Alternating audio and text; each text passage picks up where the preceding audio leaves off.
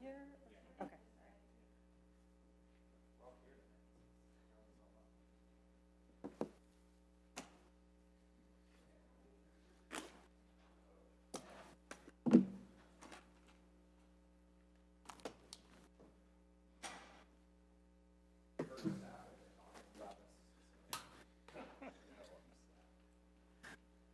Nice attempt to try to lock us out.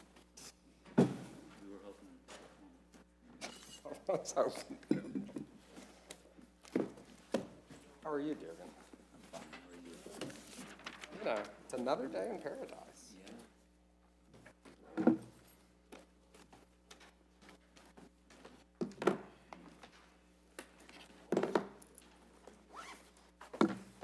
It's a crap.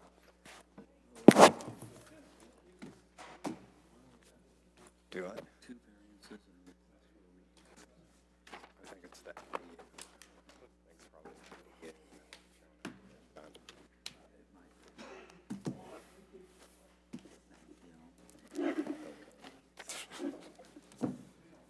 We're not here to change policy. No. We gave you the choice. Oh, smart move. Look. We need more elbow room. I'll fill the gap.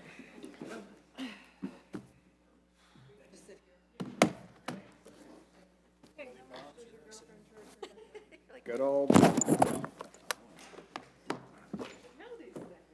Doesn't charge me. You went from 3 confirmed to everybody. And to everyone, that's right.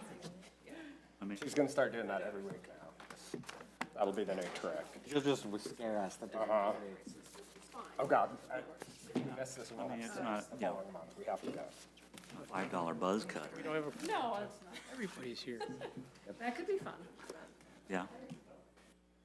But no, it's, So, adult price. but reasonable.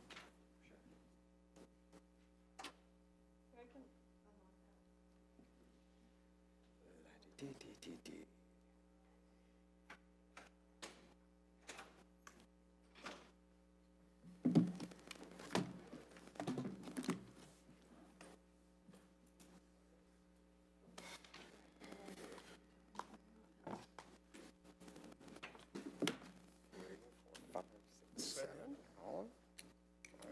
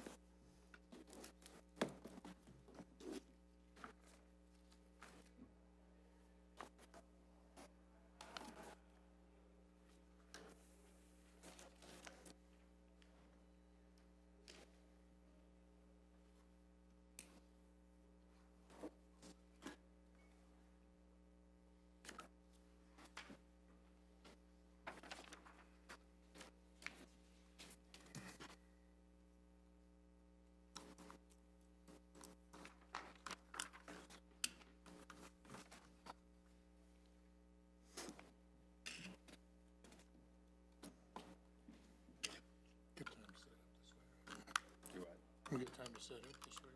Yeah, that's, I figure. I'll let, I'm not sure if there's still a queue out there or what everyone's doing waiting out there.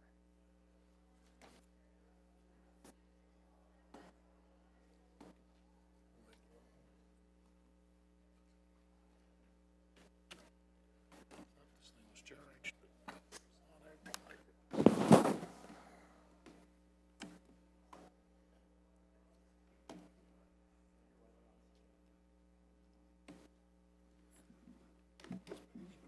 So many of them, I don't want to print them anymore. That's, yeah.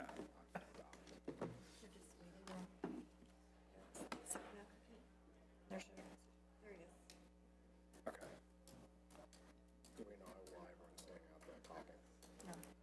So the first.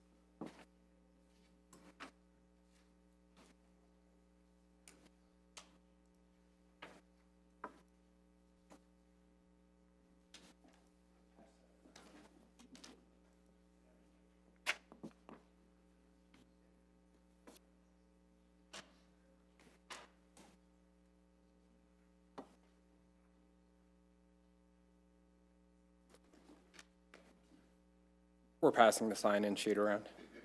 So if y'all want to speak for any of the cases, if you could sign in the sheet. Are we just doing it for the first case? How are we doing it, Brooke? Is it list the case, or is it just a general sign? No, it's just a general signage.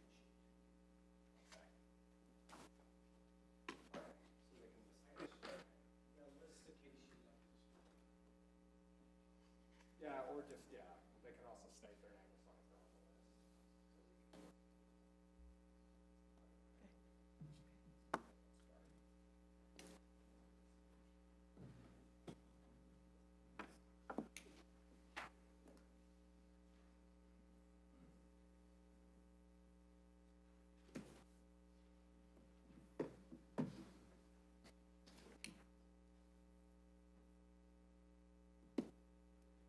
So who's present here that would like to speak for or against the first case, which is 2901 South Ogden? Okay, so everyone else is here for the 2946 South Sherman? Okay. The 3701 South Broadway? Okay, and y'all are just here to enjoy the, yeah. Applicants, the row behind is just, I'm just making sure that I'd like to start, but if anyone wants to speak for the first case, I want to make sure that they've signed in. Perfect. Y'all don't have to sign in. All right, I'm going to start. So I call the Board of Adjustments and Appeal to order. Ms. Warwick, if you could please take the roll. Mr. Rieger, Present. Ms. Schmitz, Present. Mr. Friesen, Present. Mr. Elstrom, Here. Mr. Taylor, Here. Ms. Sheldorn. Here. Chair Finn. Here. So there are 7 members present, therefore 5 affirmative votes are required to grant a variance or appeal. The board is authorized to grant or deny a variance by Part 3, Section 60 of the Englewood City Charter. Anyone aggrieved by a decision rendered by the board may appeal that decision to a court of record. However, such appeal must be made within 30 days of the board's decision. Any approved variance is effective at the end of the appeal period. Building permits for construction associated with an approved variance will not be issued until the appeal period is ended. Building permits must be obtained and construction begun within 180 days of the variance's effective date. Procedure for the meeting is the case will be introduced, an overview will be given by staff, applicant will present their request and reasons why the variance should be granted. Proponents will be given an opportunity to speak, opponents will address the board, and then if needed, staff will again address the board. The public hearing for case number VAR 2019-011, which is for 2901 South Ogden, Sharon and Richard Wade, is now open. The applicant is requesting variances for a 1.6 foot setback and a 17.9 foot front setback to construct an addition to a house in the R1C zone district. I have verification of the publication and posting of the subject property. Staff, if you could give us an overview. Do you swear or affirm, under the penalties of perjury, that you will tell the truth in this proceeding before the Board of Adjustment and Appeals? I do. Please state your name. Wade Burkholder. Good evening, Chair Finn and members of the board. I'm here to present VAR 2019-001 at the physical address of 2901 South Ogden Street. And the request, as stated, is for a front yard setback from a required 25-foot front yard setback to 17.9, which is a variance of 7.1 feet, as well as a side yard setback from a required 5 feet down to 1.6 feet, which would be a variance of 3.4 feet. The property is zoned R1C.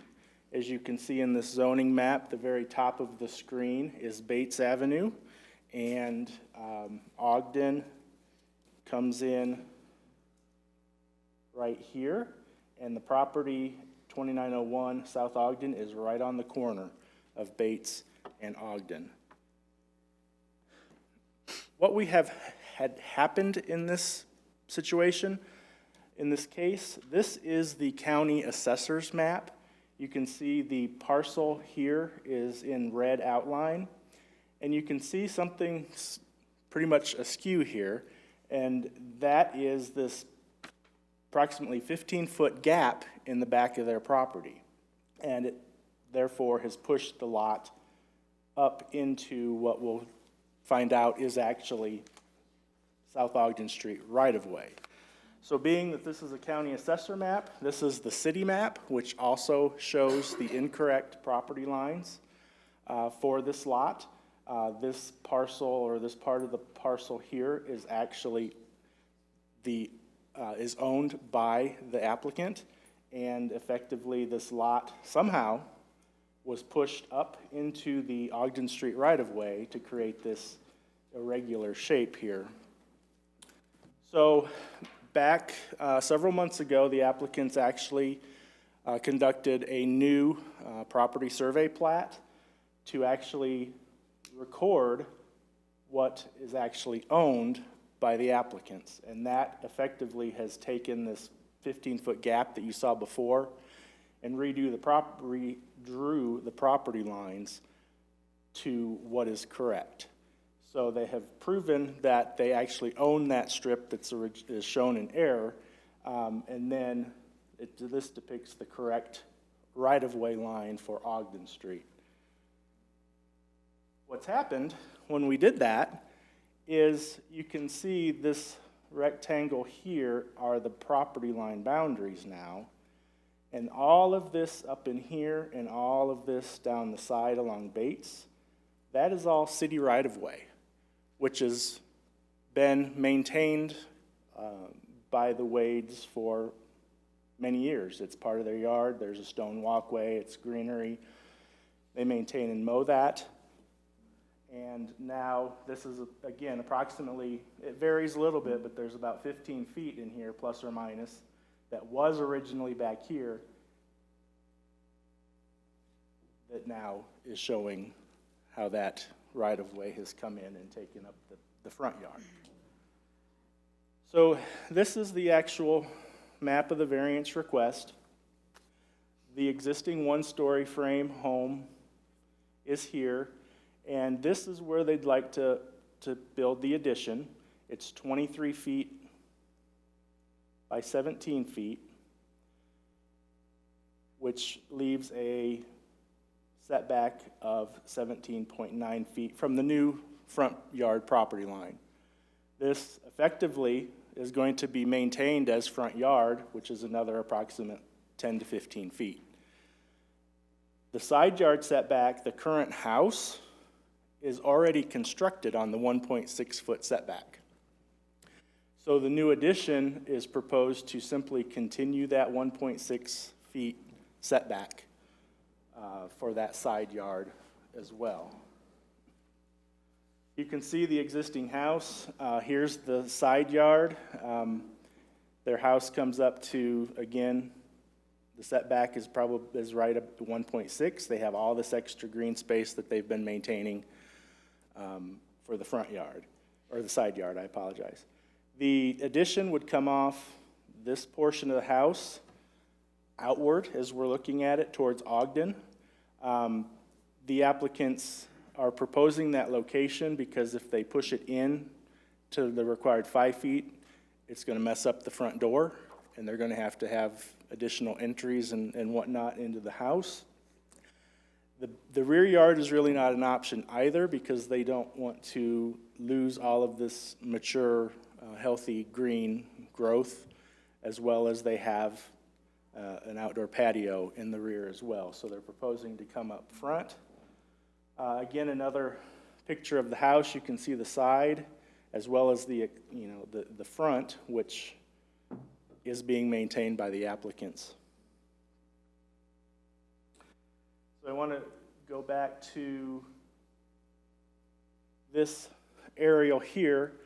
This house is set back, this front yard setback here, but you can tell the other houses on the street, they gradually get closer and closer to the street with their front yards. So staff is of the opinion that this addition would not be out of character with the neighborhood, especially if you look again across the street on Ogden. All of these structures have front yards that are much closer to the street, and it would be keeping in line with what the new addition would do right in this area here. So the justification that the right-of-way of Ogden Street being wider in this location, taking up more of what is and has been their thought as to their front yard, is the justification that is being used to allow staff to recommend approval of these two variances, along with the fact that the existing house is already being constructed on the 1.6 side yard setback. So the extension by 23 feet would not create any additional hardship on the neighborhood, and it would still be in keeping with the character of the neighborhood as we saw in the aerial. So with that, I reiterate that staff is recommending approval of the front yard setback as well as the side yard setback, with the hardship being the right-of-way that the city owns has encroached and taken away 10 to 15 feet of their front yard because of that mapping error that occurred at some time in the past. I would welcome any questions at this point. Please, oh, sorry. Why doesn't the city just vacate the right-of-way? That is an option. I've had discussions with the Public Works Director, and their opinion is that they do not feel that they could support a request to City Council to vacate that right-of-way. So You didn't think it even owned it, I mean, until the property owner went to the expense of getting a new survey. I understand. Yeah, okay. But that's what I've been told by the Public Works Department. It would be a City Council decision, but without the support of the Public Works Department, it would be a pretty tough battle, I believe, to go that route.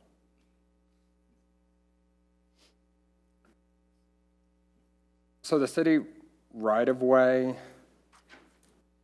is larger. Can you go back to the overhead with the yellow box and the red boxes? So those top two houses, one of them being the applicant's property, right there. So that city, what's that right-of-way? The right-of-way would come right up through. Right, so how much, How much is the width? yeah. Hold on, I'm sorry, you can't, sorry. We'll have you up in a second, and then you can address it. No, it's fine, that's.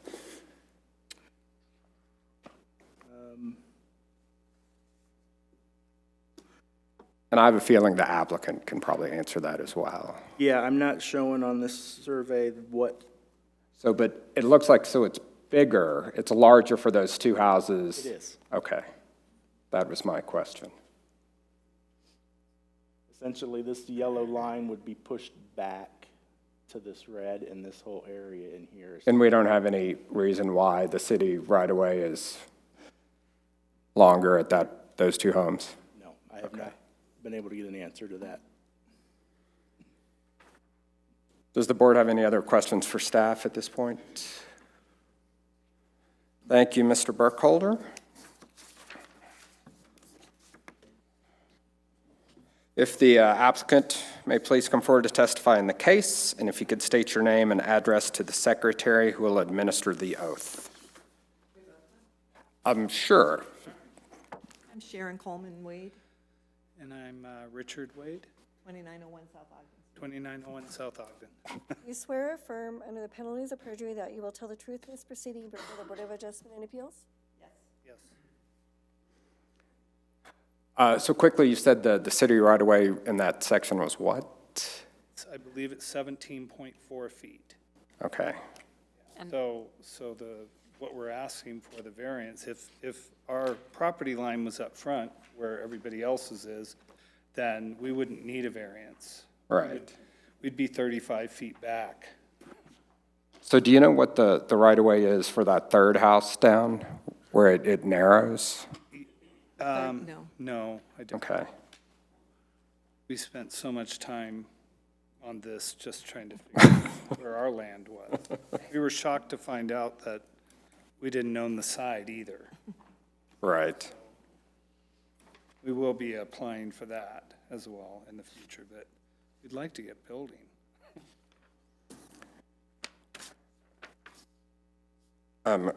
Does the board have questions for the applicant?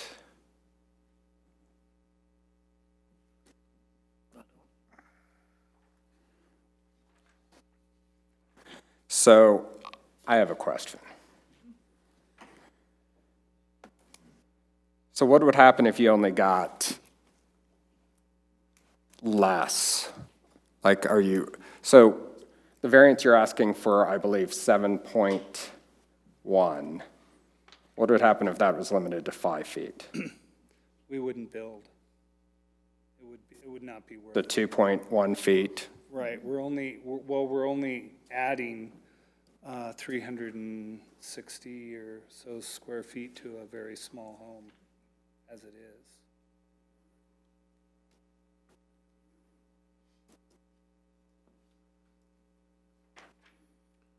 What's the use for the space going to be, the addition? It's going to be her office. She works from home. And we have no place for our mother when she comes over to, there's no place for anybody to spend the night, so it'll double as a guest room. Guest room and bedroom, or bathroom. Yeah. And we have one bathroom in the house because it's small. Our existing property's 1,100 square feet.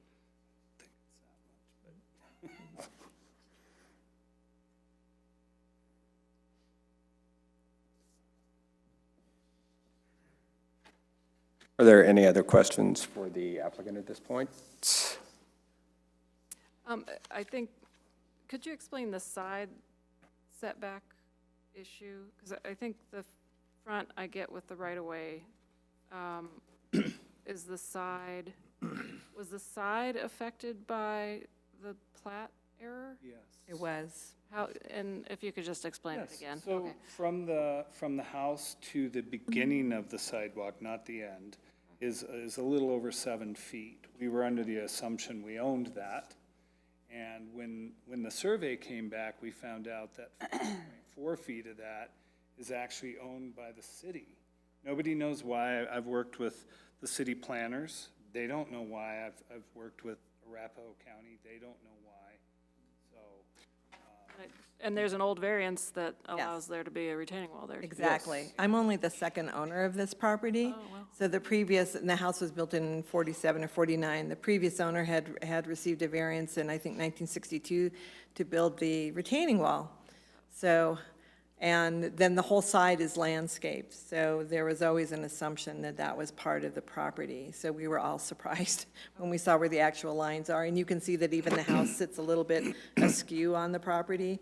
It's, because of the property Yeah, lines. the way because of they the were lines, drawn. That's why we're waiting for that documentation to be able to present that as well, because it is, we do take care of the land. And so the variance you're requesting with regard to the side, well, is the addition along the side continue that Yes. line of the existing? And Yes. once again, Okay. if the property line was in the well, I guess it's debatable what the proper line should be, but if it was up to the sidewalk, we wouldn't need a variance. We wouldn't need either of these variances. Right. If the property line went to the edge of the sidewalk. Okay, or if the right-of-way was small. Yeah. Yes. When did you buy the house? I've owned the house for 20 years. And did you have a survey done when you purchased it? No, I just accepted what was provided at the time. So it wasn't required by the title company? No, Okay. like I said, only being the second owner. And there were, as we've learned, there were two competing surveys at the time. Here at Englewood, you had two competing maps, and Arapahoe County had two competing maps. But at the time I purchased the property, that really wasn't something I paid that much attention to. I was told everything was in order. Okay. When you purchased it, was the Denver address. Are there, does the board have any other questions for the applicant? Thank you all. Thank you.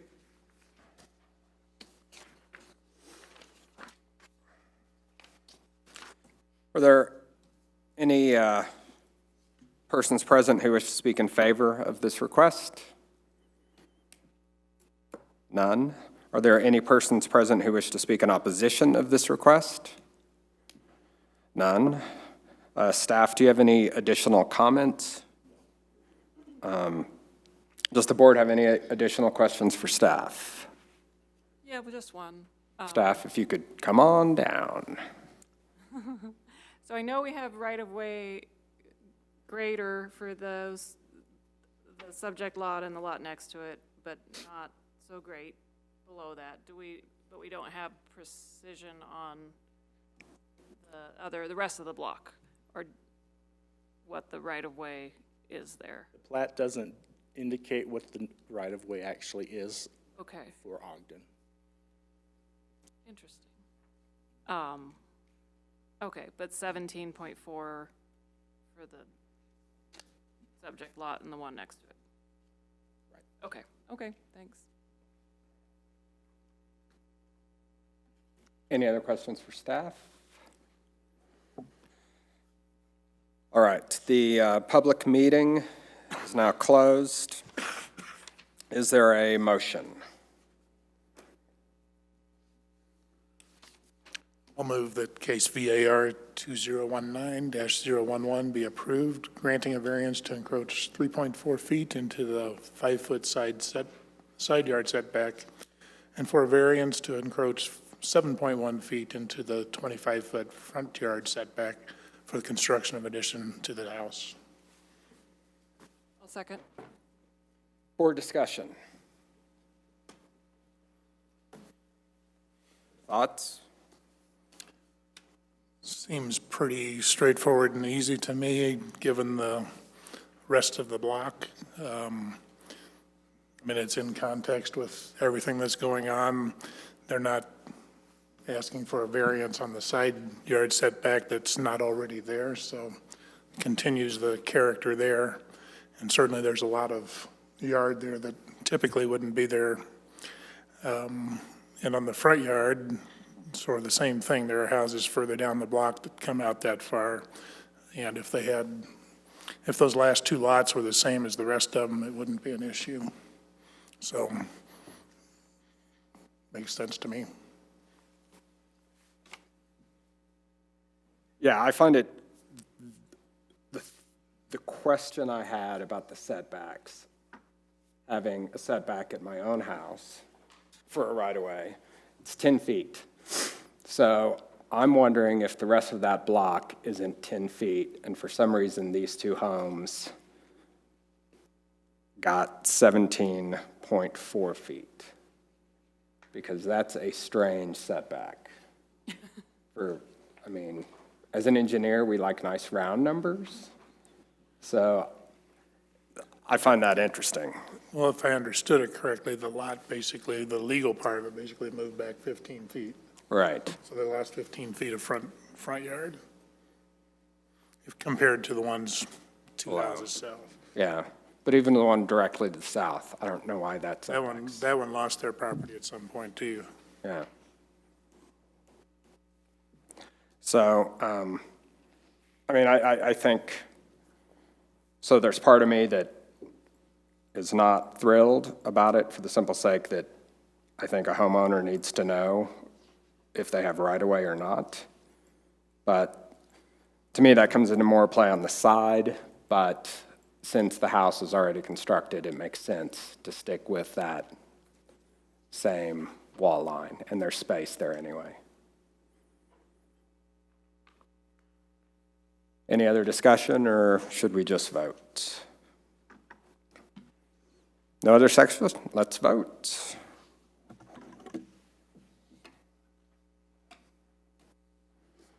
Everyone voted. Ms. Warwick, could you please take the roll? Ms. Sheldorn? Yes.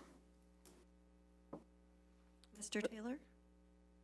I voted yes, that the first criterion is met, that there's some unique physical conditions with the shape of the lot that deprive the applicant of privileges enjoyed by other properties in the immediate vicinity.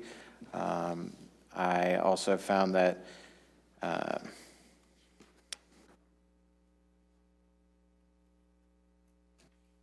the second criterion is met, that the variance would be consistent with the intent of the zone district in relation to public health, safety, and welfare, that wouldn't create any other issues if this addition were to extend into the setbacks. That the third criterion is met, that the variance wouldn't impair the use or development of adjacent properties. It would be in keeping with the adjacent properties, and that this is not a self-imposed difficulty or hardship, that it is due to city right-of-way and other related issues. Mr. Elstrom? I voted yes for very much the same reasons. Mr. Friesen? I concur with what has been said. I would say that on the first criterion, I'd also add that the existing house on the side setback is also one of the physical conditions that is a little unusual. Ms. Schmitz? I voted yes for the reasons stated. Mr. Rieger? I voted yes for the reasons stated. Chair Finn? I voted yes for the reasons stated, and also that since the other houses are closer, have been moved up, it goes with the other homes in the neighborhood, so it fits into the neighborhood. Motion passes 7-0. So the public hearing for case VAR 2019-012 at 2946 South Sherman Street, Matthew Crabtree, is now open. The applicant is requesting a variance to the 12-foot bulk plane requirement to construct an accessory dwelling unit in the R2B zone district. I have verification of the posting of the subject property. And do I have the other? Did that come back to me and I've lost it? Yep, I didn't, that one sheet.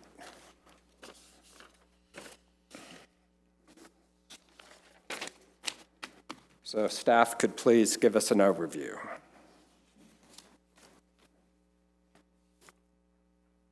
Do you swear or affirm under the penalties of perjury that you will tell the truth in this proceeding before the Board of Adjustment and Appeals? I do. Please state your name. Eric Sampson.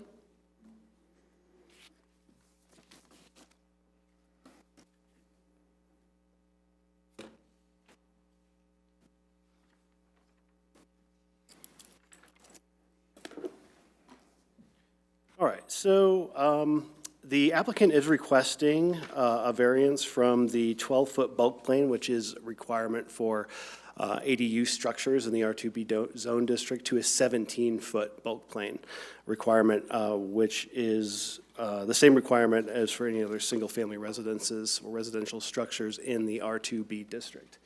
Up above is an aerial of the property. It is 8,400 square feet, and currently does not have any garage or any structure, accessory structure on the property.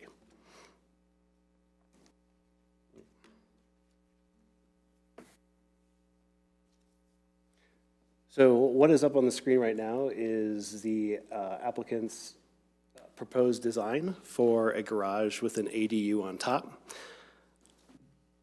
as well as showing the bulk plane requirements there. Bulk plane requirements in general are to ensure that new residential developments provide adequate light and privacy to neighboring properties. In addition, they're determined to help with different massing in certain neighborhoods. So again, in the R2B zone district, the bulk plane requirement is 17 feet. And for accessory dwelling units, the bulk plane is 12. So a little bit. So up on the screen, you have figure 16.63 is how bulk plane is measured.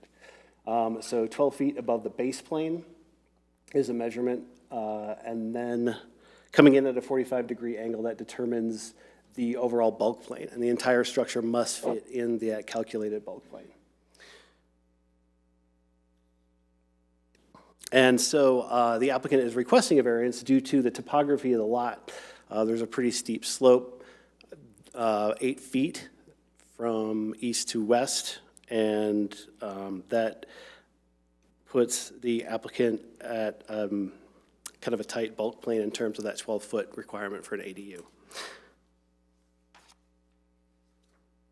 So overall, in terms of the criteria in regards to reviewing variances, staff found that there is unique physical conditions existing on the property due to the slope.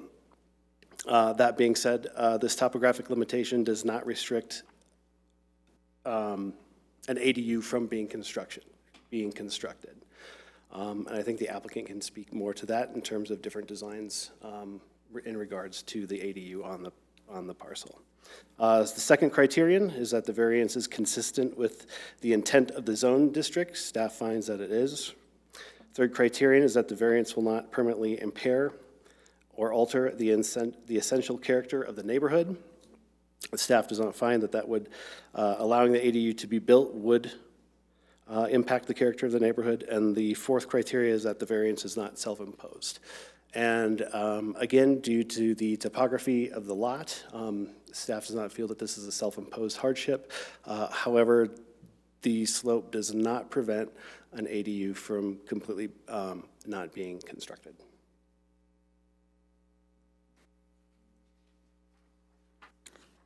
Questions? So overall, oh, hold on. Fine. Sorry. So overall, staff recommends that the variance request be reviewed by the Board of Adjustment and a determination be made whether the slope of this parcel restricts the applicant from constructing an ADU in a manner which would be allowed by other less topographically unique parcels in the R2B zone district. So I was looking at the suggested motion and wondering, it's different than our usual suggested motion, and it seems to be asking for a determination rather than a approval of a variance. And maybe I'm reading too much into it. So staff felt that really there's arguments both ways on this.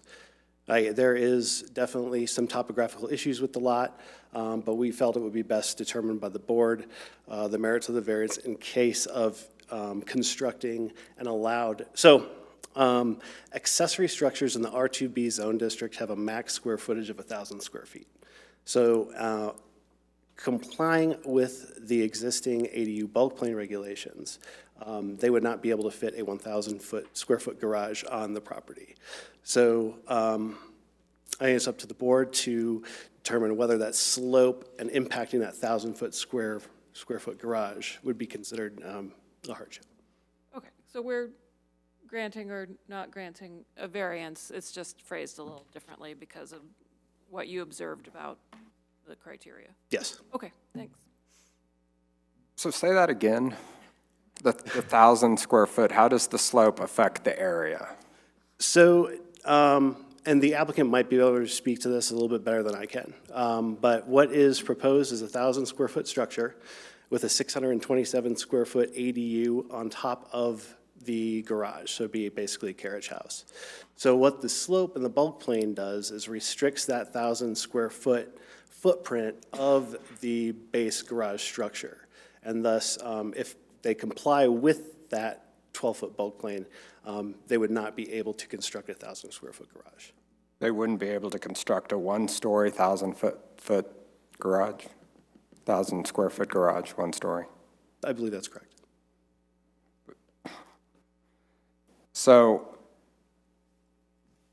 when we have slopes like this, don't they look at the bulk plane by taking the average of the two ends of the lot? Yes. Okay. And even with, like, so the average of the, for the 8 foot is like, they're already starting at a almost 4.5 foot lower bulk plane than what you would see on a normal flat lot.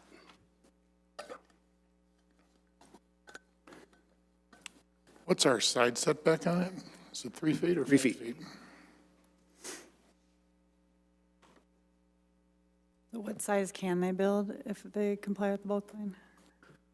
So the maximum garage structure could be 1,000 square feet, and the maximum accessory dwelling unit structure is the max of 650 square feet. So on the drawing that you have up here right now, there's an average grade at the ADU corners. I'm not sure what that's representing. So the average grade of the 4 corners of the structure, that determines the base plane, I believe, or the... Sorry.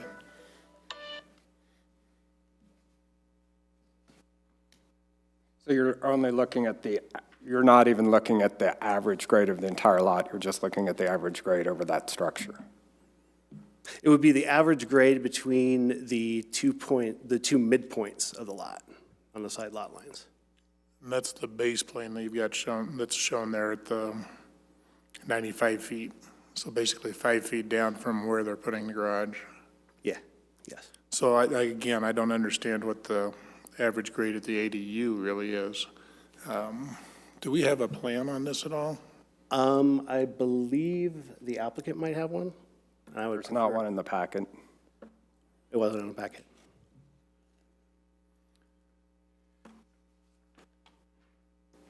So what is the base plane?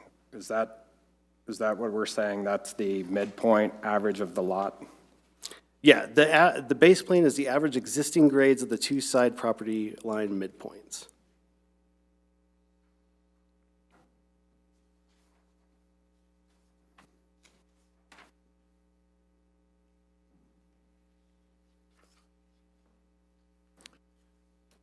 So if I do the math correctly here, base plane is 5 feet down.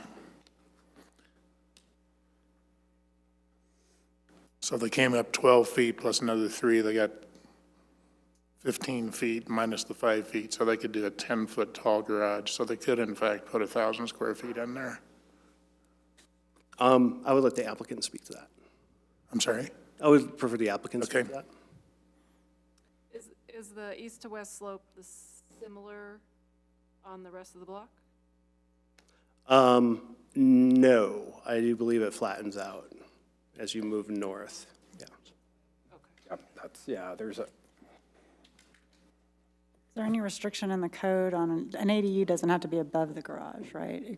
They could build a 1,000 square foot building and put the ADU in the first story. True.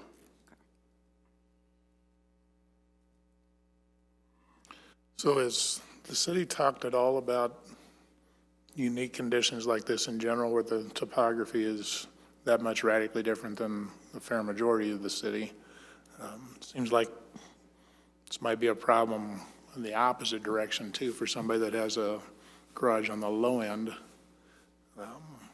Wouldn't be able to do an ADU maybe because of the grade at that point, I don't know. I mean, a second story. So I'm just curious whether staff and so forth, planning have thought about that at all.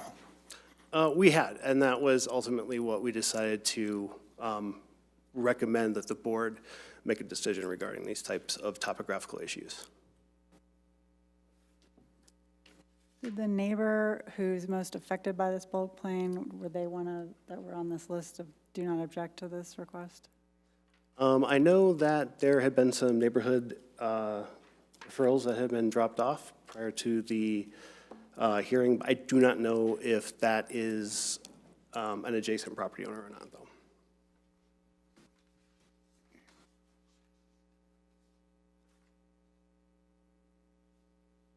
any other questions for staff at this point? Thank you, sir.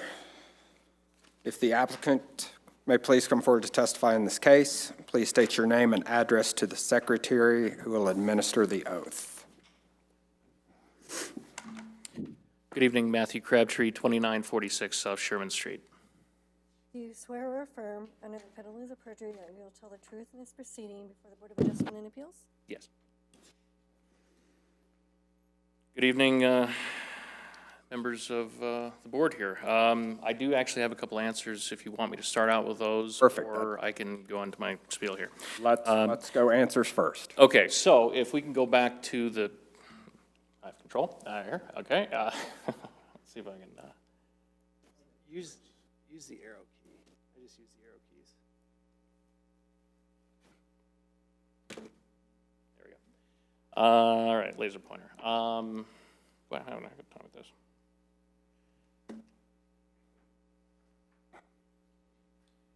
There we go. Okay, obviously, this side of the structure is facing south. This side of the structure is facing north. The resident on this side over here has a very large two-story, technically a 2.5-story above ground building, very single-family home, covers probably maximum lot area on this side. Talking to him, he has no concerns on, and as this is the side that is affected most by the bulk plane, he has no concerns. He is Bob and Annette Burt. He's one of the people that the neighborhood notification was on. So that's the answer to that. The question about base plane versus the average elevation of the structure, that I don't believe, and my architect is here, Cassie, she can help here. Right, she can't speak now, but we'd have to Understood. swear in. If you want her to come up after you, we can Sure. have her come up. Totally understood. So I will speak to the best I can here, is that the four corners of the the four corners of the structure deem the maximum height of the structure here. That is how I understand the elevation of the actual structure here. And that is giving from ground level here to roof peak 23 feet. As a matter of discussion here, I suppose that my existing house on the structure, on the lot is 24 feet. So this isn't a massive, larger structure of greater mass than what my house would be. Speaking to the bulk plane, we are, because of the limitations of the topographical limitations of the lot, where the lot slopes from the high point of the alley east to the low point of the property at the street, being west, average of the two midpoints there puts us at 4.5 foot below for the bulk plane, which effectively means, I've got my math right here, that's a 7.5 foot bulk plane that we're working within right now, which does really appear, and from everything we've tried, believe me, this wasn't our first move to go to get a variance. We tried to work this out in other ways, and really a 7.5 foot bulk plane does not allow much for what we want to do. And really the problem is well, I want to have a 3-car garage, and that's 1,000 square feet. That's perfectly allowable in the Englewood Municipal Code. And we want to do a 650 or 627 square foot apartment above, which is currently perfectly allowed within the code. The 1,000 square foot garage would be allowed in itself. The ADU, in some cases, would be allowed by itself, but you glue the two together. In our particular scenario with the bulk plane, we can't.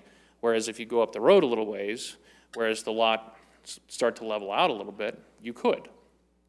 So, and obviously the hassles of all the postings and everything we wanted to try to avoid, and we tried different designs with the structure, and one of the key points with this design is that this matches the traditional character of the neighborhood, and also matches the character of the home. We want it to look, to be presentable and nice and well-built and well-designed, and the alternate plans that we came up with were almost two separate structures to try to squeeze within the bulk plane on the one side, thus decreasing the pitch on one to a different angle, and it just very strange, and it was not a preferred design for the property.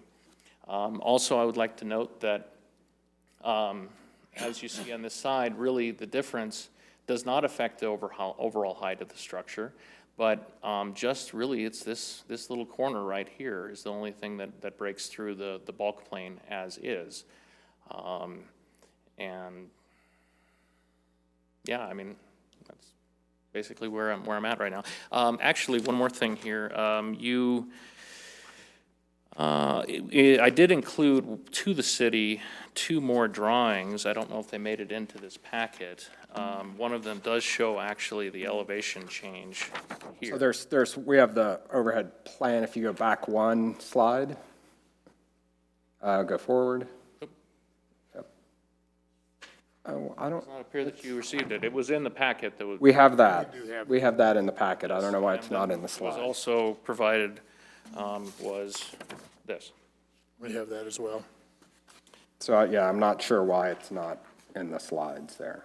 Yeah, I mean, and to go over the 4 criterion here. And so if you could hit the high points, I mean, we have your packet and more, obviously, than what's on there. So, but yeah, if there's anything you really want to draw attention to. Well, yeah, I mean, just the fact that a 1,000 square foot garage is allowed in Englewood. The ADUs are allowed in Englewood. Oh, actually, to the point of, I believe Kristen had asked if we'd be able to do it on the same level. Well, our intent is to minimize the lot coverage, and that's, by building the second level on the garage, then we don't consume more lot coverage. We have more usable yard. And so that actually wasn't even really necessarily considered as one of our alternate plans, but. Could you go back to the site selection? Yep. What part of that structure is in the bulk plane? What part, as in, You said, you said when looking at the picture, the left-hand side, you said was more impacted. so yes, it's hard to tell from this, but there's a line that's drawn right about here. That is the 12-foot bulk Okay, yeah, plane. so that's not, oh, it's barely there. And then we've got the 17-foot bulk plane right here that we were requesting. And this is what I've told my neighbors too. I'm not trying to build bigger than would be normally allowed. I'm just, trying to build what would be allowed if the lot was flat. And effectively, this would fit in if the lot was just a little bit more flat. So why is the garage shop that much higher? Like if that side of the building was the same ceiling height as the rest of the garage, you wouldn't need the bulk plane variance. So this is to match the roof pitch that's going to be going this direction on the structure. It'll be the same roof pitch. If this was taken down at this point to match, to meet within the bulk plane, if you can see the line right here, that would be relatively restrictive for what we'd like to do with that side of the structure. Also, it creates, with the pitch of the roof to match that, it would create a very low-pitched roof right here. It would likely have to go right about there. And it would be a very low-pitched roof, whereas one part of the structure would have a normal pitch roof, the other side of the structure would have a very low-pitch roof. And I think aesthetically, that would not be very appealing. It would almost appear as two separate structures glued together. So we don't have a plan from you of the apartment. Is the apartment on the north two-thirds of that garage then, or how does the apartment lay out within this space? I see you have a taller garage on the south side. That's correct, yes. The apartment would be on the north side over here. In your packet, if you go to the page where it shows the different elevations, you can kind of see that to a certain degree. But effectively, the apartment is positioned closer to the alley, so closer to the east. It is also, actually the dormer is effectively on the north side of the structures is how it is. And the dormer is pushed as far east to the edge of the structure. I guess on this section on the right side, I'm not seeing where the 12-foot would have been. So you see here, it says existing 12-foot bulk plane. That may not have come through on the photocopy. No, I'm talking about the right side now. The right side, the bulk plane comes through right. But that's the 17-foot That's the 17. The 12 would come through the dormer, actually, right, approximately. So beyond the dormer, the apartment wouldn't be affected by the 12-foot? Beyond the dormer, the apartment would not be affected by the 12-foot. As I understand, yeah. And according to code, the dormers are allowed to go through the bulk plane.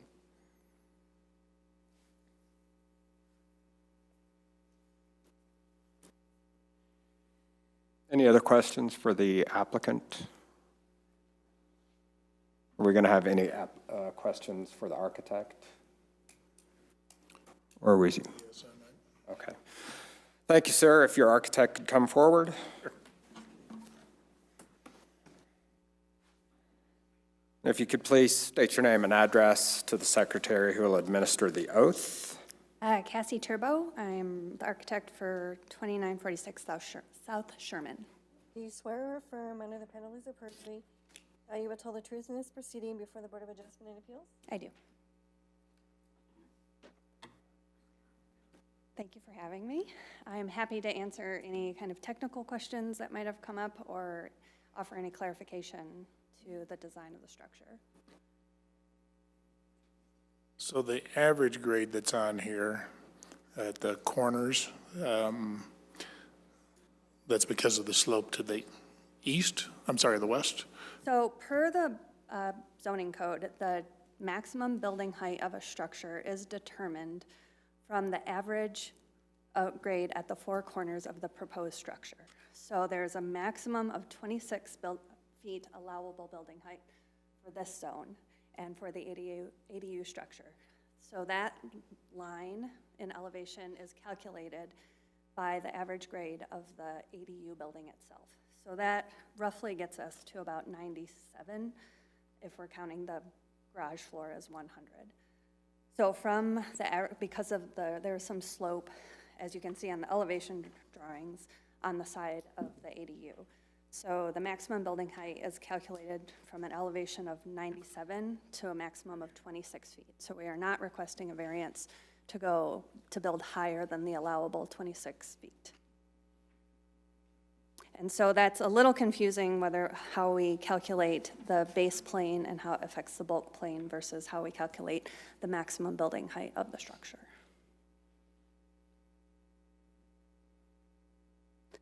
So you're saying that maximum height is calculated based on the separate structure itself, but the bulk plane is calculated based on? The entire lot, the entire grade, yes. So that's why we're having this topography issue, is because we are taking into account for the base plane the entire lot, and as Matt and staff mentioned, it's an 8-foot grade drop, which is significant for this neighborhood and irregular kind of for the streetscape. And so we are coming up against a hardship in terms of fulfilling kind of that 1,000-foot square feet, and part of it is getting the allowable ADU on top of this garage. And so we had talked about kind of the head height in the garage, but one of the considerations during the planning was also the head height in the ADU. So even though we are kind of maximizing our dormer, it's 15 feet linear is allowed to encroach on each side on the bulk plane. We want to create a highly livable space and an inviting environment for somebody who is going to be living in this ADU. So ceiling height within the ADU is challenged. As you can, we tried to eliminate that so that you could stand up not just in the center of the space, but also at the perimeter. So that's kind of why that configuration of the apartment sits the way it does, because we're trying to maximize and have the bulk of the apartment floor plan right under the peak of the roof, so that we're taking advantage of that allowable head height.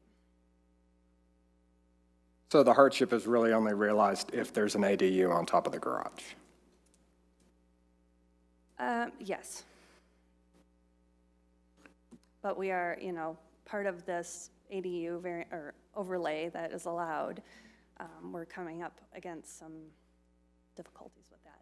And I will add that the variance is to allow the bulk plane to be as it exists on the lot itself. So right now, per the zoning, we are allowed a 17-foot bulk plane. But because the ADU overlay has a more stringent bulk plane, that's where our conflict is. So we're not asking for anything more than what's already allowable per the zoning code. Well, the zoning code limits the ADU bulk plane. The ADU portion of that, yes. So the ADU, it had its own separate list of requirements, and that's kind of, I don't know if I'm using the term right, but an overlay to the zoning. So this is sort of uncharted territory for the city. When I try to think of a big picture and how one would get around or start adjusting for the bulk plane to that being that much higher, I would assume one would take average grade of the back half or the back 35% or something like that, and then still apply the original 12 feet to it. And just doing rough calculations, that would probably lower you by a couple, 3 feet. But I think that would be a reasonable response, just in general, not talking about necessarily this one. If we're 2 feet lower than that, in other words, if we came up with a way to adjust the bulk plane essentially, but keep the 12-foot requirement, what would that do? Like, say it was the corners of the lot instead of the base plane. Right, and different municipalities adjacent to Englewood also have a front and a rear base plane calculation to kind of mitigate, because there are different zoning, allowable heights and bulk planes for the front 65% of the lot versus the back 35% of the lot. So I do think that that's one way of looking at it a little bit more holistically, because I understand kind of the global picture of the ADU and how they get calculated. And so, if we were trying to build this garage on the low part of the site, it wouldn't, be an issue. But because we're on the high part of the site, what's allowable per the ADU zoning doesn't fit. So I do think that if there was an adjustment, for a rear 35% base plane calculation, that certainly would help alleviate, some of our hardship, but also kind of set something a little bit more tangible for future developments.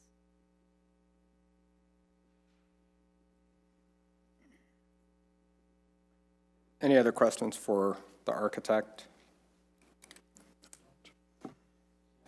Thank you, ma'am. Thank you.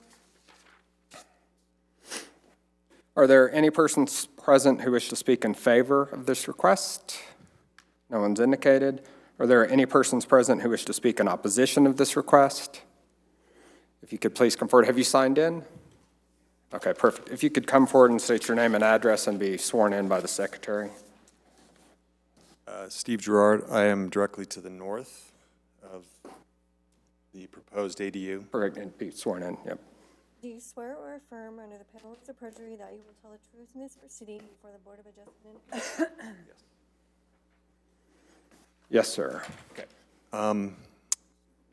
I oppose it, I suppose, on the broadest stroke, just because it's going to be plopped right next to me. And I would appreciate the size being limited as much as possible, as not to encroach on, my property, my backyard, and all of that.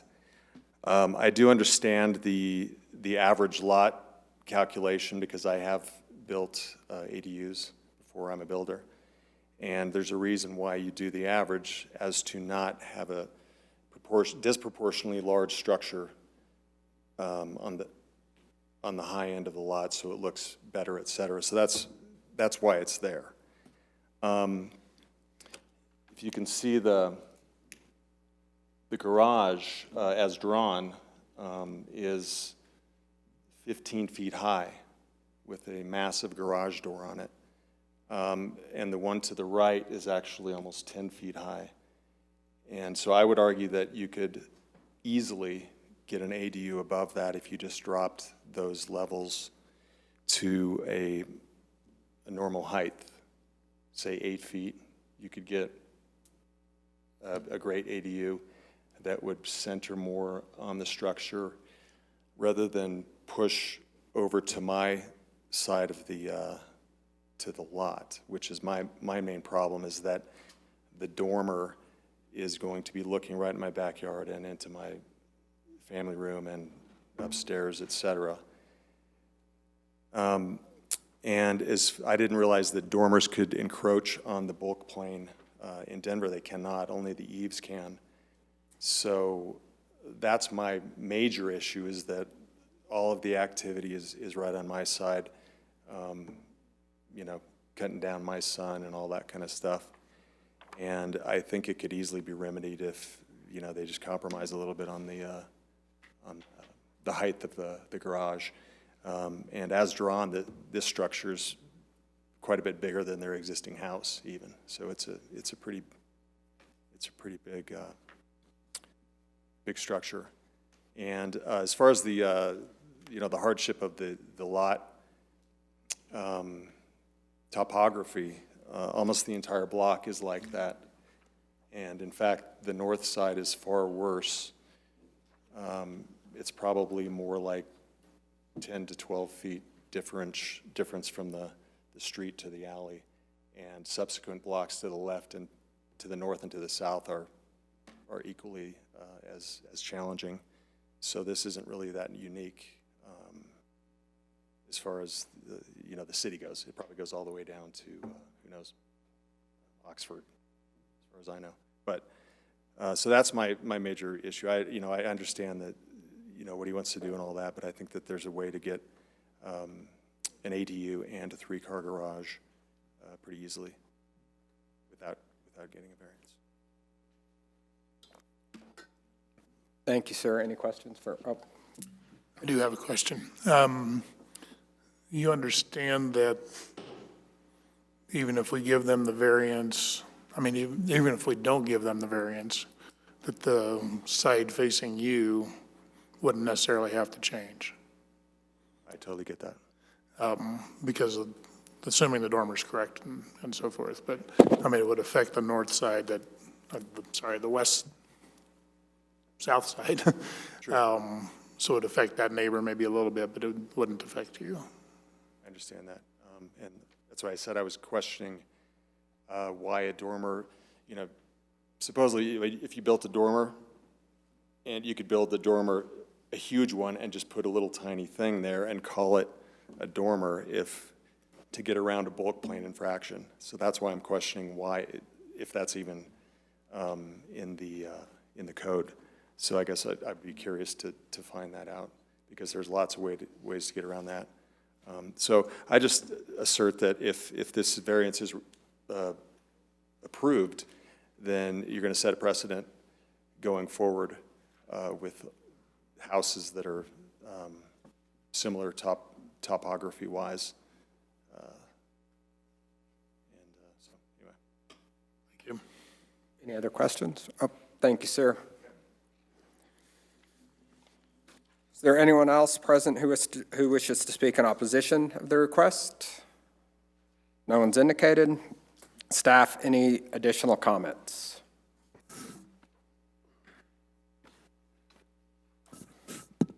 Yeah, so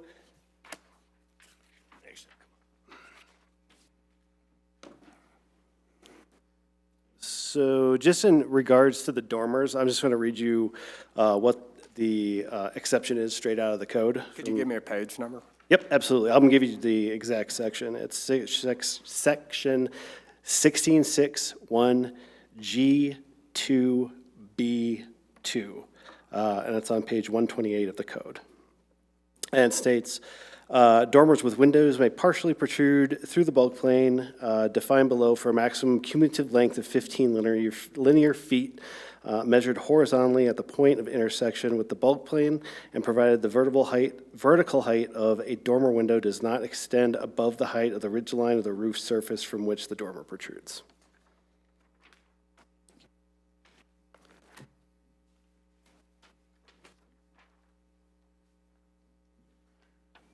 Are there any questions, other questions for staff?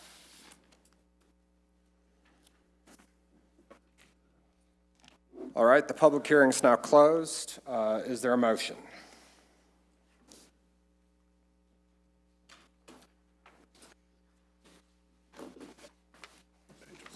Oh, it's right here. But I need a motion to discuss.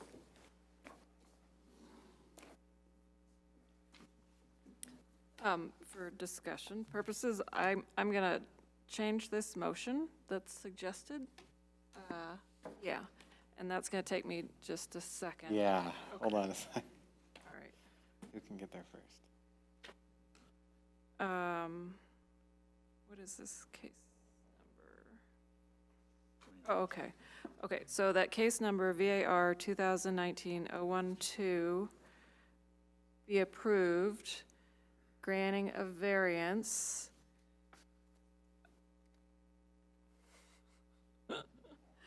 I would take any help. I would say a granting a variance to adhere to the 17-foot bulk plane requirement, which is a variance to the 12-foot plane, modifying it to the residential 17-foot. Right, that's what we're trying to get to. Grant a variance permitting a 17-foot bulk plane. And I think that's it. Should I say that all again? Yes, please. Okay.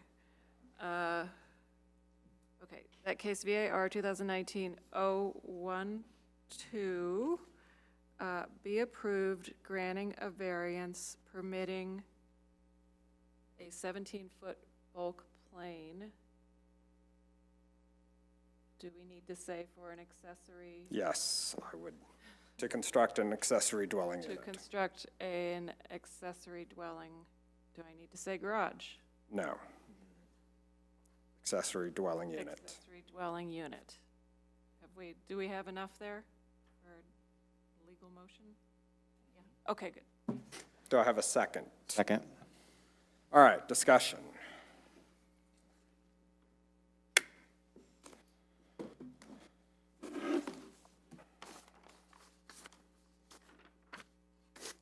I think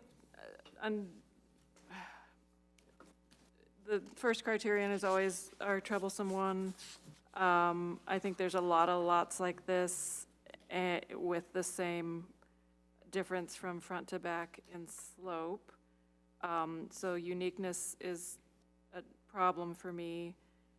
And there is a way to build a garage with an ADU on top of it in this space, just not this particular garage and ADU.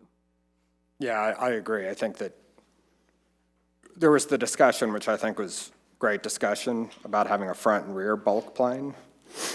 But the problem is that's not what Englewood has.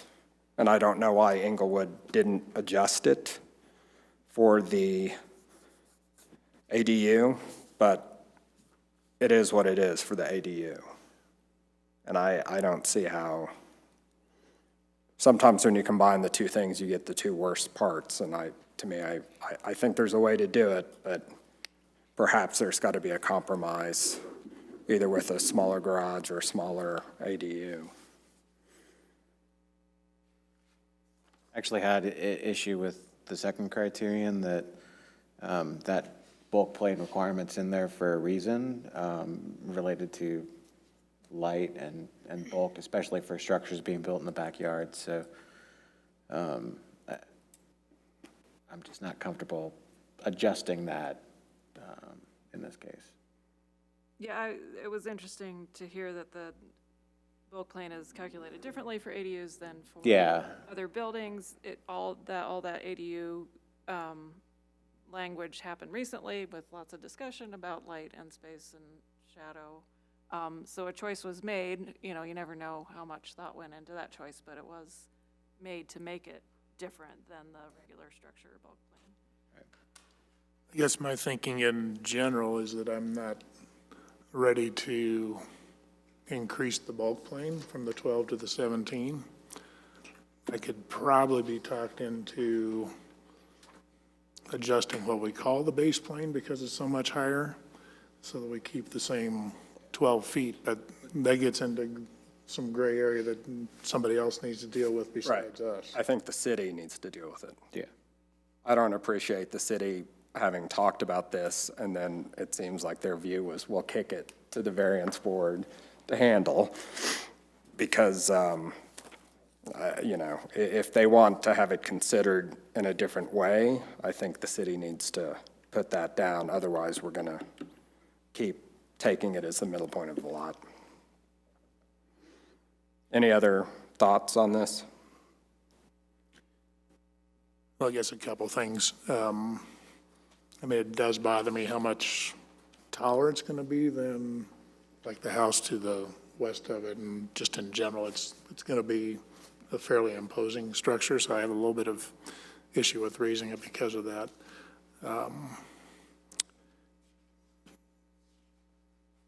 The problem is if we don't grant it, the architecture is gonna get worse, and it's actually gonna be not as good a looking building, and they'll still be able to build it.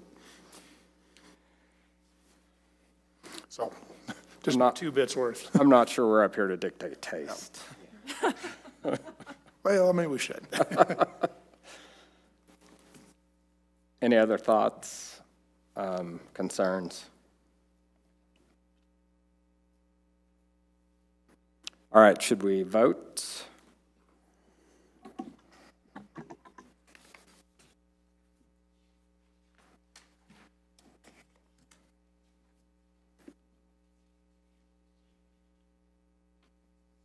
Ms. Warwick, if you could take the roll. Mr. Rieger? I voted no due to the fact that even though there's a elevation difference between one side of the lot to the other side of the lot, I do find that consistently it's not a unique physical condition. Ms. Schmitz? I voted no for that reason, and also I agree that the second criterion is not met. The intent of the zone district with that new overlay would seem to preclude this change. Mr. Friesen? I agree with what's been said, too. I find it unfortunate. I think the city really needs to figure out the grading issue for extreme grade places like that and for the back parts of, it's similar to what Denver has. But that's not a decision that we can make. Mr. Elstrom? I voted no. I didn't want to second guess the second criterion about the intent of the zone district for health, safety, and welfare. And also I wasn't really sure on the third criterion if it didn't impair basically the use of adjacent properties. Mr. Taylor? I voted no for the reasons stated. Ms. Sheldorn? Voted no as well. Chair Finn? I voted no for the reasons stated. Motion fails 0-7. The public hearing for case number VAR2019-010, which is a rehearing request. The property is at 3701 South Broadway. Applicant is Cadence Development, LLC. They're requesting a rehearing from the July 10th, 2019 board decision. So it's going to be a summary of new evidence, the reason the evidence was not available to the board at the original hearing, and also why it's believed the evidence will materially affect the decision of the board. If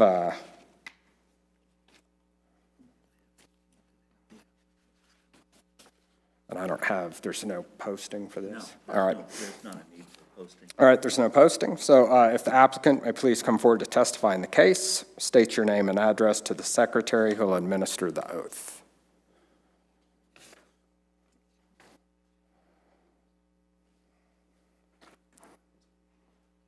Good evening, Cameron Richards on behalf of Cadence Development, and I'll give you my business address, which is 7400 East Orchard Road, Greenwood Village. Do you swear or affirm, under the penalties of perjury, that you will tell the truth in this proceeding before the Board of Adjustment and Appeals? I do. Mr. Richards. Good evening.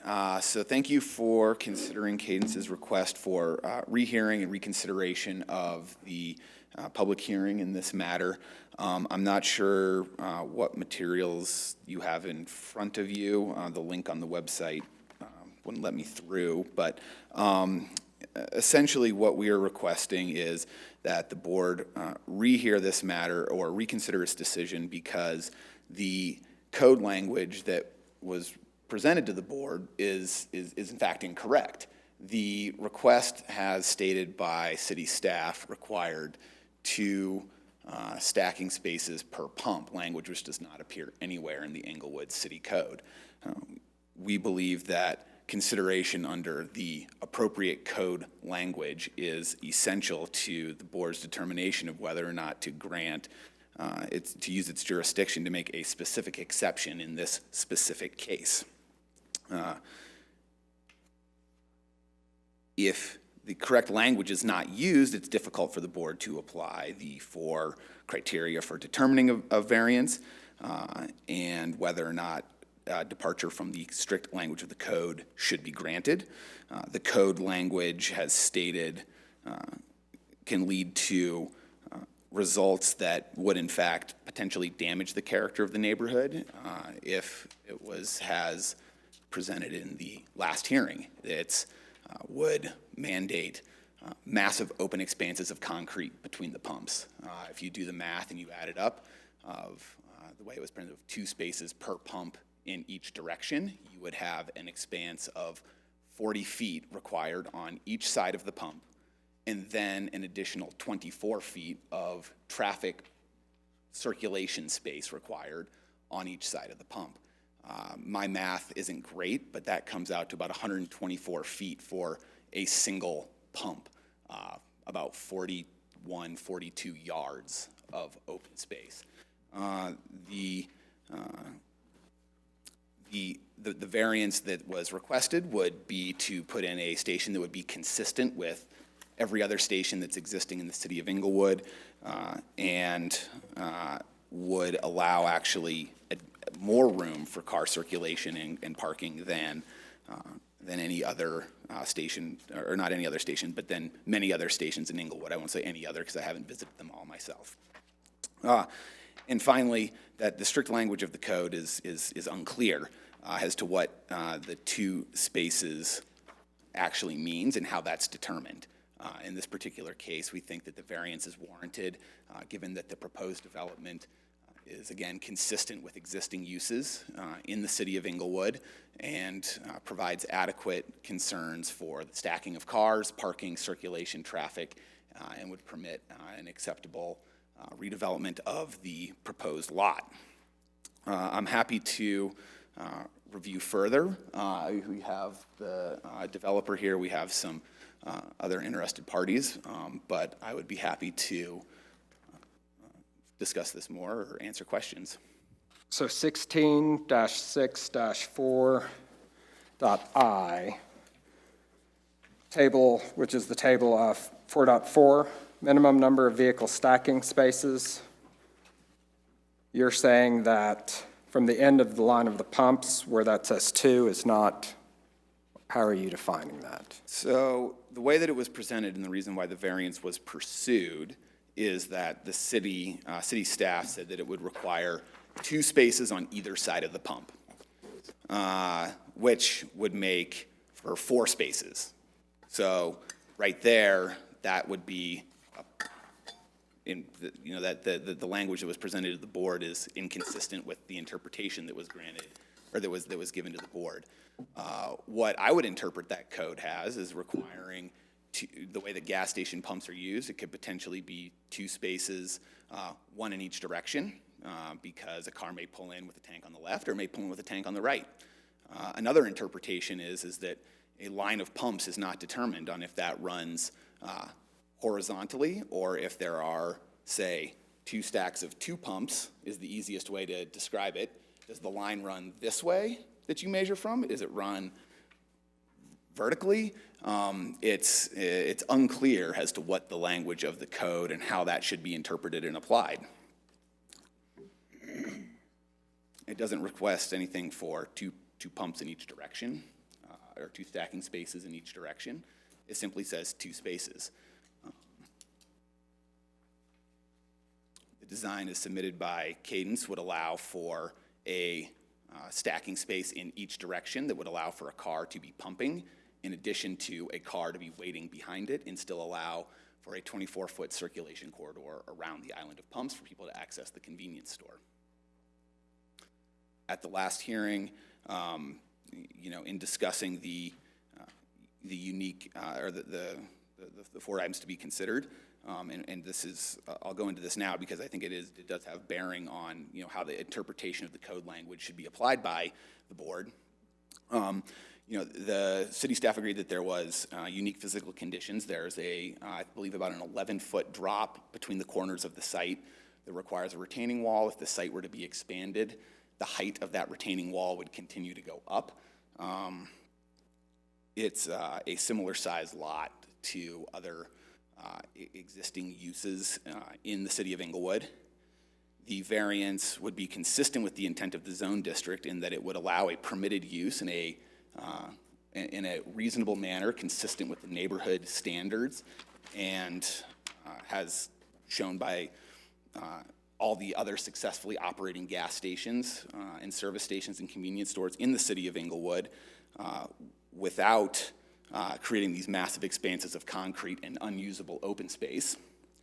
And the variance will not impair the use or the development of adjoining parcels by keeping this confined, it keeps it consistent with the rest of the community development, and it protects people from wanting to build next to a massive open concrete slab. And finally, variance is not a self-imposed difficulty or hardship. Cadence has not created this hardship of their own volition. They're simply trying to conform a use with existing community standards onto an appropriately sized parcel, which actually is comprised of 2 lots already that they're acquiring for this. The standard for a self-imposed hardship is typically that an owner of the land has done something to make the variance required, such as they may have subdivided off a portion of it, which then restricts a use that they're requesting the variance for. In this instance, that's not applicable. So, Mr. Richards, how is this new evidence and not just a new interpretation? Well, I guess I would say the new evidence is that the correct code language is not presented at the board, before the board last time. And the correct code language was not applied, was not explicitly decided upon. So, why is it new? I guess it's new because it is. So is the language you think we didn't look at but should have is from end of the line of pumps? Is that? I think what the problem is that the language was added to the code that doesn't appear in there, which is 2 stacking spaces per pump measured from the end of the line of pumps. And the per pump or for each pump does not appear anywhere in the City of Englewood code. Okay. And that it should just be, that it needs to be looked at and all the factors for granting a variance considered under the correct language of the code, and that applied to the application. And so my first thing I want to be sure of is let's look at from end of the line of pumps to stacking spaces, and is it possible to reasonably interpret that in a way where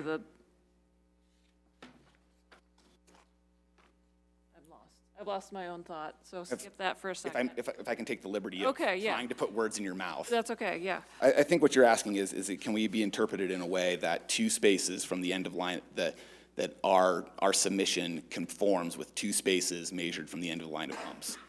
And I would say that yes, if the determining factor is a line of pumps, and there must be 2 spaces for a line of pumps, if you look at Cadence's design, they've actually provided for 3 spaces for the line of pumps. But it's There's not 1 space. It's not the line of pump, it's from the end of the line of pumps. From end of the line of pumps.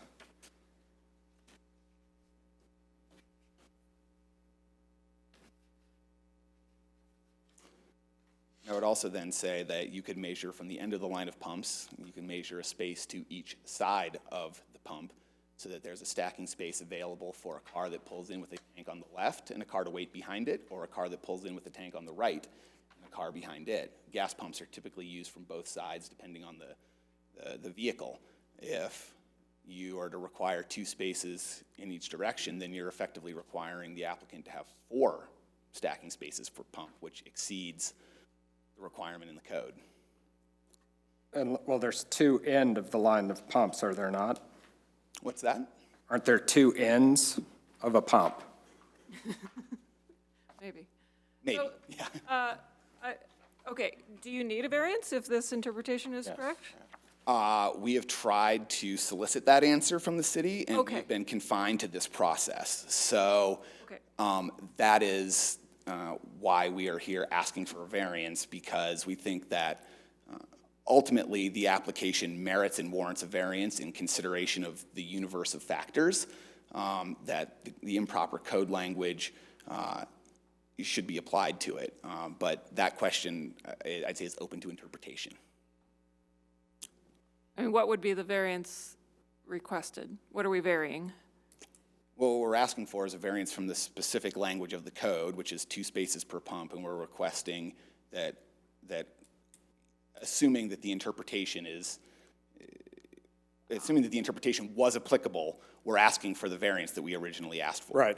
1 space in each direction. I think what we're here to decide is if we agree with that the city applied it correctly, which in I guess why they're saying they're interpreting it as they stated before, and you're saying that they've misinterpreted it. We're saying that there are many different possible interpretations, that the city has added language to the code which does not appear in the written code. But you don't agree with their interpretation, is We what you're disagree with the saying. interpretation, and if their interpretation is correct, we request the variance.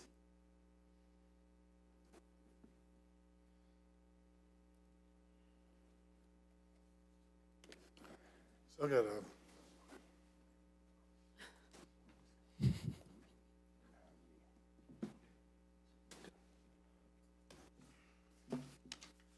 I've got a question about procedure for That's you guys what- when you're done too. Yeah. Yeah.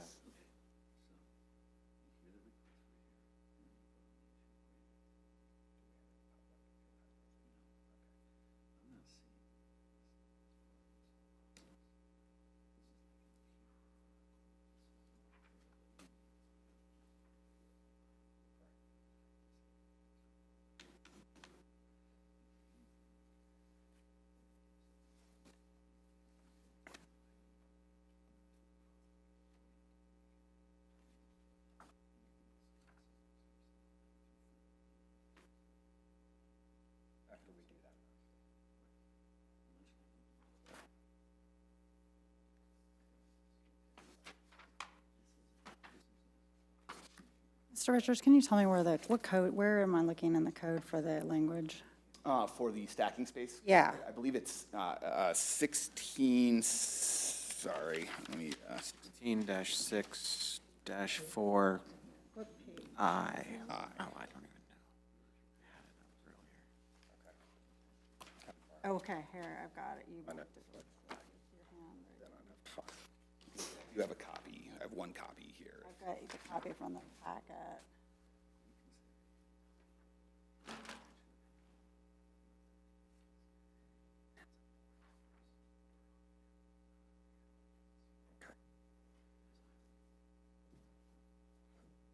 So, do you have a question, Randy?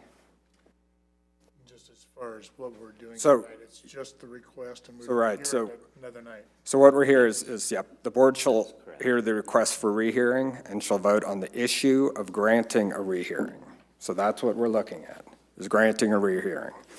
The chairperson shall announce the board's decision. If a rehearing is granted, a new date will be set for a public hearing, and all postings and publications requirements shall apply. Shall be the responsibility of the original applicant. Mr. Chair, if I may, I'd also add the code permits the board to reconsider the matter. That's within 30 days. Number 2. And that's if also it's up to the board and not the applicant. So is there anything further you want to add before we have discussion? No, just that I would, urge that the board, if a motion for reconsideration and a determination tonight is, the board would consider the applicant and would certainly appreciate it. The property is under contract and there is some external factors on decision-making, but acknowledge that is completely at the board's discretion. Thank you, Mr. Richards. So I need a motion that we would to grant the request for a rehearing. So moved. I'll second. All right, so now we can discuss. Thoughts? I think a rehearing is appropriate in this case, given. again? I think a rehearing is appropriate in this case, looking at the code language, and given what was identified by staff as the requirement. I don't see that requirement in there either, and so I guess I'd like to give the applicant the opportunity to at least argue their interpretation and perhaps look to the city attorney for an opinion on the code language before the rehearing. I do look at our findings of fact that are on for approval tonight, and 2 of the reasons mention the fact that the two parcels couldn't handle, even if the entire parcel was taken, that couldn't account for all the vehicle stacking spaces that would be required under the code. So if there are less vehicle stacking spaces required, then that likely may have changed our opinion on whether or not it met the criteria. So I think a rehearing's in order. Yeah, I think we may even change the wording of our motion in a rehearing, just based on some of the evidence presented tonight, so.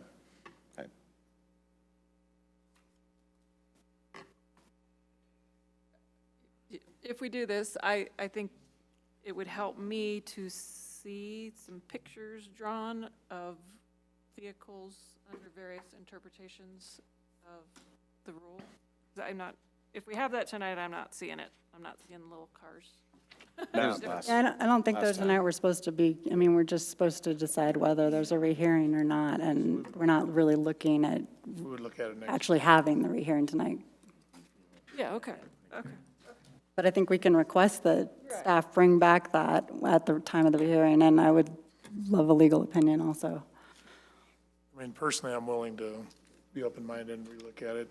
I do kind of think we need to figure out legally what this really says somehow. I don't, whether there's interpretation or whatever, so we'll give that some thought as well. Yeah, I don't know. I don't understand how this is new evidence. It's a new interpretation because I think the code was written this way, so that should have been the discussion we had in the previous case. I'm not sure why now they're saying because it wasn't interpreted correctly the first time, how that's new evidence. But I think we were not looking at these precise words and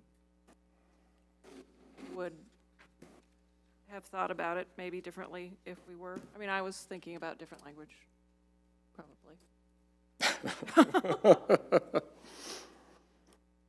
Any other discussion?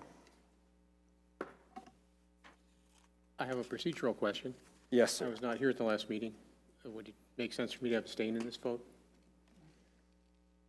Yeah, interesting. Yes. Just because you didn't hear all. Right. It's a very good. You heard everything tonight. Well, it's You're contained in the packet. It is, but I didn't have the sense of it that you would have if I were here, so I feel ill-equipped to make a reasonable judgment on this one, to be honest with you. I will abstain anyway. I will abstain. I have an opinion, but I will abstain. Well, and it's his prerogative, right, to abstain. So if he abstains, we have 6 members present, so 5 votes would be required, is that correct? No? If he abstains, we're at 7 with 5, 6 with 5. All right, so if you abstain, they would need 5 votes, 5 yes votes for a rehearing. Are we ready to vote or any other discussion? All right, let's vote.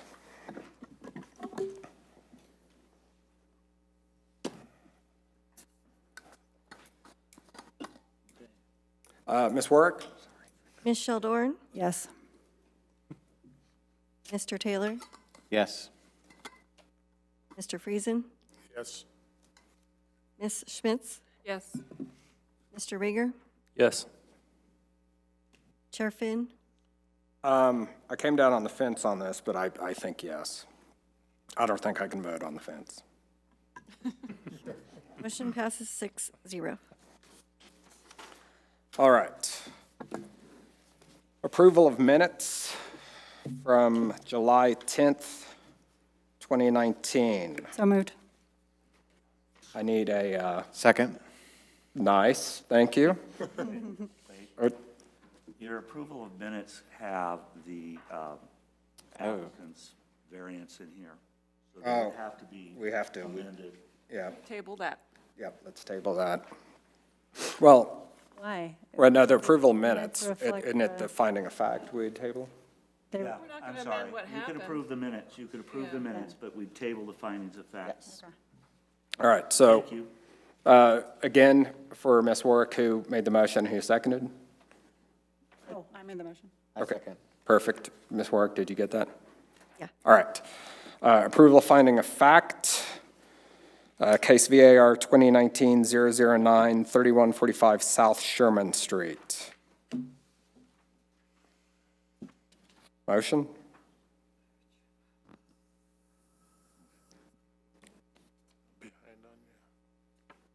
I was there, so move to moved. approve. Yeah. I'll second then. All right. We have that.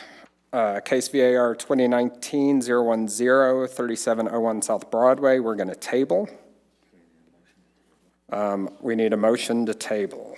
I move to table. Do we have a second? Second. Oh, yeah, we haven't voted. We didn't vote on the first. All right, let's go back. Approval of minutes, all in favor, say aye. Aye. All opposed, say nay. All right, approval of minutes pass. Approval of finding of fact, VAR 2019-009, 3145 South Sherman. We have a motion and a second. All in favor? Aye. Anyone opposed? All right, case VAR 2019-010, 3701 South Broadway. We have a motion to table. Is there a second? I think we had a second. Do we have a second? Did you second? I'll give you one if you need it. Randy seconded. All right, all in favor of tabling, say aye. Aye. Any opposed? All right, that's tabled. Staff's choice. We have none. Don't tease me like that, staff. Attorney's choice. Nothing. All right, board member's choice? Nope, we're adjourned. And Thank, what do we have next week? nothing.